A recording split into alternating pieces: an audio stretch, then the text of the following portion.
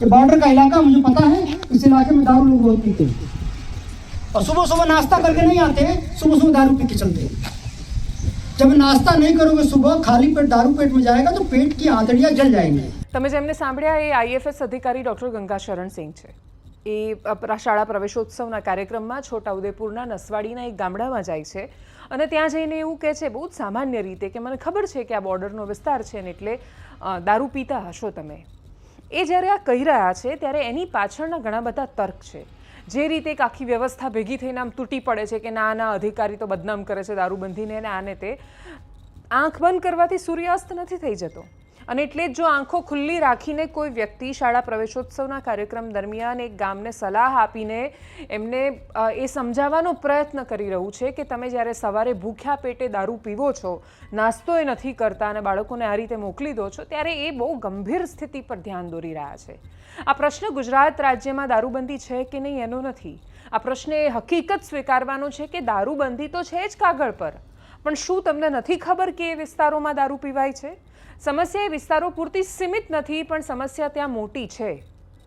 સારો દારૂ કરતાં ખરાબ દારૂ પીવાય છે। એટલે જે તે સમયે સાંસદ મનસુખ વસાવા એવું બોલ્યા હતા કે જો પીવો જ છે દારૂ તો ઘરે મવડાનો બનાવીને પીવો, અને જો કોઈ વહેલી સવારે ત્યાં દારૂ પીવે છે ને એને કોઈ ટોકે છે અધિકારી તો એ વિવાદનો વિષય શું કામ બન્યો? એમણે જે કહ્યું એ વાતને ગંભીરતાથી વિચારવાની એટલે જરૂર છે કેમ કે કુપોષણ એ આજે પણ આદિવાસી વિસ્તારોનો બહુ જ મોટો પ્રશ્ન છે। એ સમસ્યા માત્ર એ વિસ્તારો પૂરતી સીમિત નથી, પણ ત્યાં મોટી છે। આજે પણ તમે એ રસ્તાઓ પર જાઓ ને ત્યાંના બાળકોને મળો તો એમની અંદર સંભાવનાઓનું એક આખું વિશ્વ છે। એમના માટે આપણે વ્યવસ્થા તૈયાર નથી કરી શક્યા, એનો અફસોસ આપણી બધાની વચ્ચે હોવો જોઈએ। અને કોઈ અધિકારી કે જે સિસ્ટમમાં રહેલો છે, જે સિસ્ટમની ત્રુટીઓને પણ જાણે છે, હકીકતને પણ જાણે છે, અને એવા વ્યક્તિઓ જ્યારે એ વ્યવસ્થાની ખામી દોરવાનો પ્રયત્ન કરે છે તો એમાં એમણે કોઈ વિસ્તારોને બદનામ નથી કર્યા, એમણે દર્પણ બતાવ્યું છે। દર્પણમાં ચહેરો જોયા પછી આપણે ચહેરો સુધારવાનો પ્રયત્ન કરીએ તો કદાચ આપણે પરિવર્તન લાવી શકીશું। પહેલી વાર નથી કે આદિવાસી વિસ્તારોમાં પીવાતા દારૂ પર કોઈએ ટિપ્પણી કરી હોય, પણ પહેલી વાર કદાચ એવું છે કે જેમાં એમણે એ સમસ્યાની તરફ માત્ર અંગુલી નિર્દેશ નથી કર્યો, એમાં એ સોલ્યુશન શું લઈને આવવું એના વિશે પણ એમણે વાત કરી છે। એમણે બાળકોની ચિંતા કરી છે, એમણે ભવિષ્યની ચિંતા કરી છે। જે અધિકારી આમાં બોલી રહ્યા છે એ ઇન્ડિયન ફોરેસ્ટ સર્વિસના ગુજરાતમાં ફરજ નિભાવતા અધિકારી ડૉક્ટર ગંગાશરણ સિંહ છે અને આદિવાસી વિસ્તારોમાં જઈને એમણે છોટાઉદેપુરના નસવાડીમાં આખો આ કાર્યક્રમ હતો। ફરી એકવાર સાંભળીએ એમણે શું કહ્યું અને એના પછી બાકીના નેતાઓએ જે કહ્યું હતું એ સ્ટેટમેન્ટ પણ જોઈએ। સત્યાગ્રહ જાણો ને, ગાંધીજી કર્યા હતા, તમે લોકો આ સત્યાગ્રહ કરો, એમની પપ્પા બોલવાની નથી, ઠીક છે भाई? कौन सुधारेगा? बच्चों को अगर वो नहीं सुधार पा रहे हैं, उनका स्वास्थ्य नहीं देख पा रहे हैं, तो बच्चे उनको सुधारें। फिर पप्पा बोलवाना બંધ કરો એમને કે જ્યારે સુધી તમે છોડશો નહીં ત્યારે સુધી તમે મારા પપ્પા નહીં, ઠીક છે बेटा? जो कुपोषित है उनके पप्पा जरूर मावा खाते होंगे, क्या दारू पीते होंगे। ये बॉर्डर का इलाका मुझे पता है, इस इलाके में दारू लोग बहुत पीते हैं और सुबह सुबह नाश्ता करके नहीं आते, सुबह सुबह दारू पी के चलते हैं। जब नाश्ता नहीं करोगे सुबह, खाली पेट दारू पेट में जाएगा तो पेट की आंतड़ियां जल जाएंगी। निवेदन ये है कि कुछ लोग जो नशा करते हैं, दारू पीते हैं, वो लोग दारू की जगह पर अगर उसी पैसे का अपने बच्चों के खाने पर ध्यान दें तो इस समस्या को मिटाया जा सकता है। मैंने पोषण के संदर्भ में इसको कहा था। दारू मिलता है की बात नहीं है। देखिए दारू कई चीज़ है, एक तो सरकार का प्रतिबंध है, समझ रहे बात?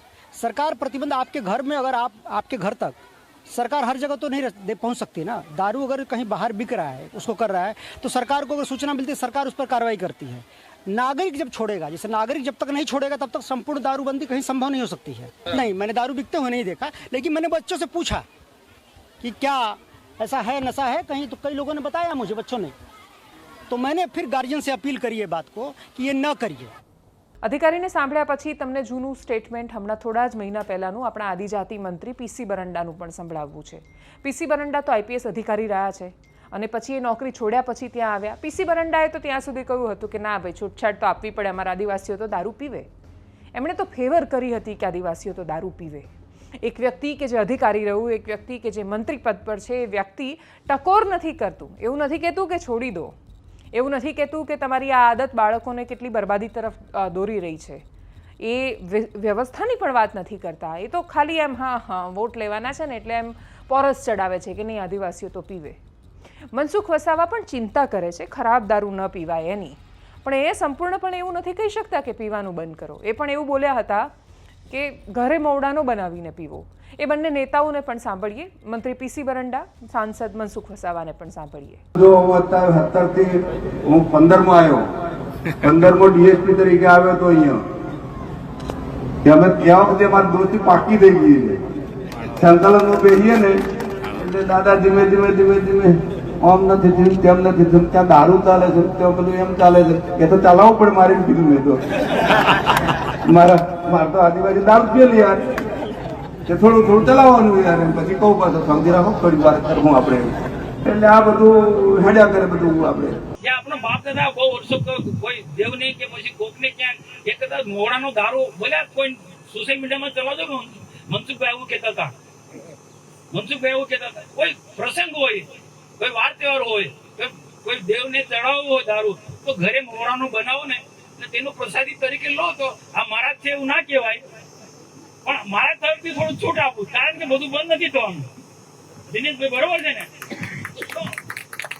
મોડાનો દારૂ જાતે બનાવીને દવા તરીકે ઉપયોગ કરો. ડોક્ટર કહેતા ઘણા એવા છે કે ડોક્ટરની સલાહથી, ડોક્ટર રવિ બરોબર છે ને, કે ઘણા ડોક્ટરો સલાહ આપે છે તમારે હેલ્થ માટે દારૂ પીવો પડશે. તો તે કેવો દારૂ?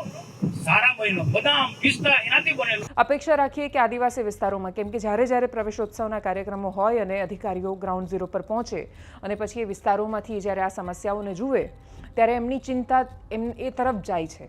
અને જે લોકો પ્રયત્ન કરે છે કોઈ પણ વિસ્તારમાં ગયા પછી એના પર ધ્યાન દોરવાનો, તો ખબર નહીં અધિકારીને વિવાદમાં લાવી દે છે લોકો.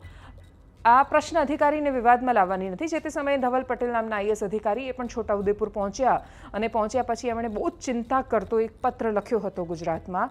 સરકારનું ધ્યાન દોર્યું હતું કે ત્યાં સ્થિતિ બહુ સારી નથી અને એના પછી અધિકારીએ પોલ ખોલી. એના કરતાં આમાં પોલ ખોલવા જેવું કશું છે જ નહીં, બધું ખુલ્લું જ છે ને બધું આપણી સામે જ છે.